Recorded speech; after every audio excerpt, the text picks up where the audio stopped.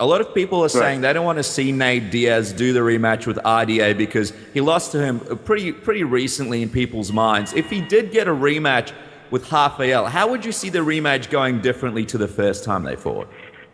It would be a lot different because he was hurt in that fight. In a training camp, he got hurt. And he don't tell nobody. But he was hurt in the training camp, and he couldn't train for a while. I mean, for a while. I mean, most of the camp. I mean, he was pretty hurt. So that's why he went Dos Santos' way, because Nathan couldn't perform as good as he usually does.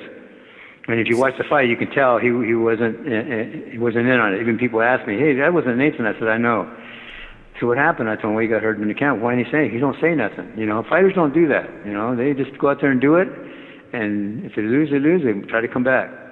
I'm just curious, how serious was his injury? I mean, we have heard rumblings about the fact that he was hurt going into that one, but were you close to suggesting for him not to take the fight because the injury was so substantial on his performance? Yeah, I did tell him that. He said, "No, I can't back out." I said, "You're right, but I just thought I'd ask you, you know." He said, "I can't back out, Rich. You know, this is a world title fight, and I have to do it, you know." I said, "Okay, all right." What do you think about that mentality? Because at the time, it wasn't for a title. It was essentially just another fight. Nate Diaz hadn't been in the octagon for a while. What do you think about the mentality of taking a fight injured? Because obviously it didn't go Nate's way. Now here people are talking about how they may not want to see that rematch. Oh, it'd be a good one. Believe me, if it was a rematch, it'd be a good one because Nathan was hurt. People don't know that. They only see what they see, which is fine. You know, and Nathan don't want to say nothing. But I'm telling you, he was hurt. So that's why it went that way. Because Nathan, people know how Nathan fights.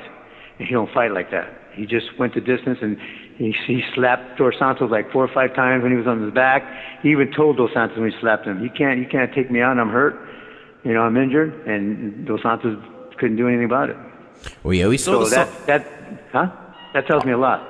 I was just going to say, we saw the Stockton slap in that fight. But I'm just thinking, in hindsight, do you regret Nate Diaz taking that fight? Do you think it would have been better for him to just, I guess, avoid that fight if he was that seriously injured? No, I think he did the right thing. You know, he's got to make the choices, and I have to go right with him. You have to follow with him and agree with him because I'm not going to say he shouldn't have done it because it's over and done with. You know, and we're moving on. Now look where he's at. Sometimes it happens. You know, you get injured. He's been injured a couple of the fights too. You know, like when he fought Benson Henderson. He was hurt in that fight too. He couldn't really do very much. You know, Ross Thompson. That's another one. You know, people don't see that, but I do because I train him. I'm with him. So, but he's a tough boy. He don't quit. What do you think about the possibility of Nate Diaz fighting Robbie Lawler for the belt? Because that was another fight that was talked about not too long ago, that maybe at UFC 200 Nate Diaz would fight Robbie Lawler. Seems like a big money matchup. What do you think about that? Well, you know why they're talking about it, because he beat McGregor. Nathan's not a 170 fighter. He's a 155. But one time he took a 170, I think he did it a couple of times, you know, because the manager he had, I guess, had him do it. I don't really remember what happened, but he took it. And but he's a 155. He likes fighting at 155. But now that he beat McGregor, and then they want Robbie Lawler should go after Nick, because Nick's the one who knocked him out in the second round. That should be a rematch. That shouldn't have anything to do with Nathan. It's like Nathan going for Dos Santos, you know.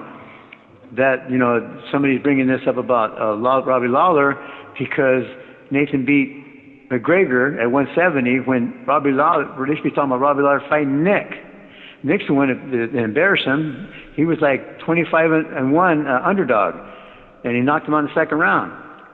So I guess, what do you think about Nate Diaz staying and fighting at 170? Because it sounds like you're leaning towards you would rather him stay at 155. That's where he's comfortable at. You wouldn't. Not you me. wouldn't, That's where he's comfortable at. If he was to fight for a belt, would you sort of advise him to maybe stay at 155? Would you be comfortable with him fighting a Robbie Lawler? Not in terms of skill, but in terms of the fact that if he wins the belt, he'd have to stay in that division.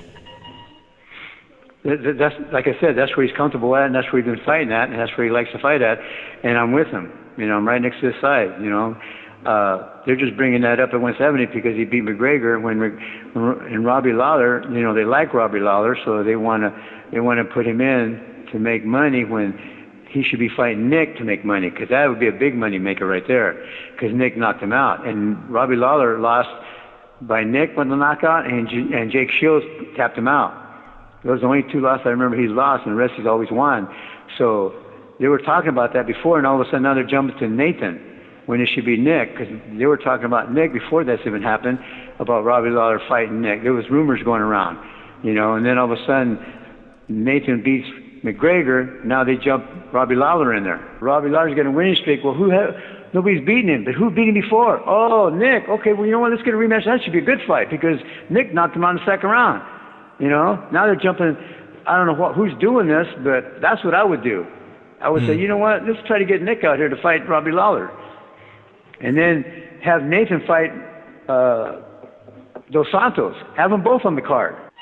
So I guess if we're talking about big money fights, ideally, what do you think is the biggest money fight for Nate? It doesn't sound like you're really loving the idea of Robbie Lawler. Would it be a Dos Anjos fight or a Conor McGregor for Nate Diaz? I wouldn't know. I mean, I don't know. The media knows who you know, where the money's at. You know, that's what we want. We want where the money, because we're tired of making chump change. So here, Nathan's on top of the world right now. He's got control. So now they have to come to him.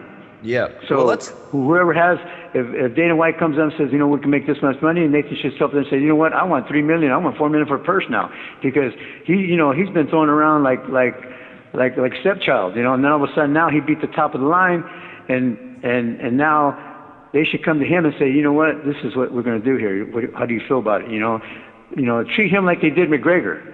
Let me just quickly ask you, Richard, before we jump to this McGregor rematch. Obviously, Nate made $500,000 for that last-minute fight against McGregor. You're obviously from the boxing world. Do you think that was enough money that he got paid for that fight, or do you believe it should have been a lot more considering how big that fight actually was? They should have offered him $1 million like they did to Santos.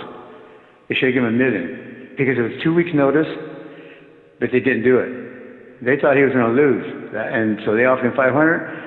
And the pay-per-view, and okay. I said, and he said he's going to take it. I said, okay, you know. But I said, man, they should give you $1 million. He said, I know, but they're going to give it to me. But they should have, because it was 2 week notice.